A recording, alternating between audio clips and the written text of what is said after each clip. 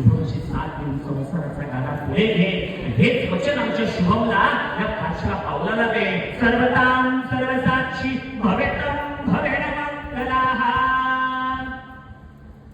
एक वचन सांगते ते 6व्या पावलाचं.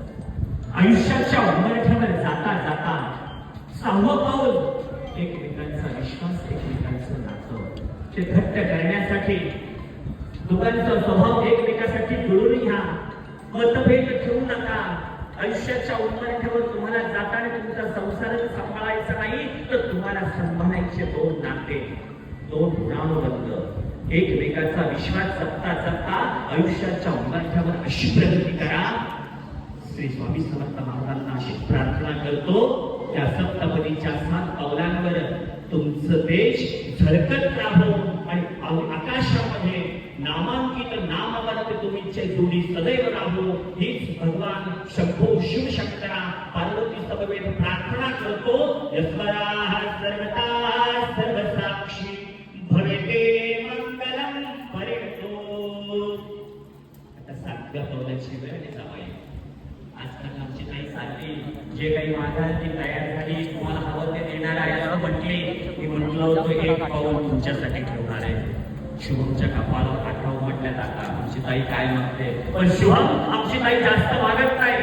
ताई मागते माया, ममता, प्रेम, ममत्व, आशीर्वाद होतो पूजनं करिषे, यावतम पूजनं करिषे आशीर्वाद. ती काय सांगते, कारण ती मागते फक्त माझ्या आईचं प्रेम, माझ्या बहिणीचं प्रेम, माझ्या मावशांचं प्रेम. जेव्हा जेव्हा आमच्या ताईला त्यांना भेटावंसं वाटेल शुभम स्वतः घेऊन तुम्ही त्यांना भेटवायला आलं पाहिजे. तिथं गाडी घे, ड्रायव्हर घे, मला वेळ नाही, तू आज जाऊ ये. शुभम असं चालणार नाही. आईची भेट, वडिलांची भेट तुम्ही वेळोवेळी करून दिली पाहिजे.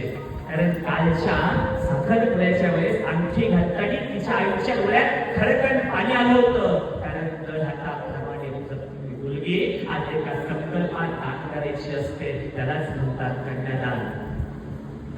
म्हणून तिला जेव्हा जेव्हा आमच्या आईची आठवण येईल, तेव्हा वडिलांची आठवण येईल, तेव्हा तिला तुम्ही आई वडील दिले पाहिजे, आलं पाहिजे, गेलं पाहिजे. स्नेहात संध्रो सर्वता सर्वसाक्षी भवेने मंगलम प्रेमायो.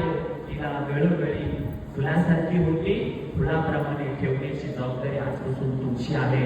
हेच 7वं वचन आमची ताई मागणार आहे. तिने तुम्हाला मोबाईल मागितलं ना, गाडी मागितली ना, बंगला मागितला ना, ऐश्वर्य मागितलं, तिने मागितलं तुमचं प्रेम, तुमचा आशीर्वाद. सर्वतः सर्वसाक्षी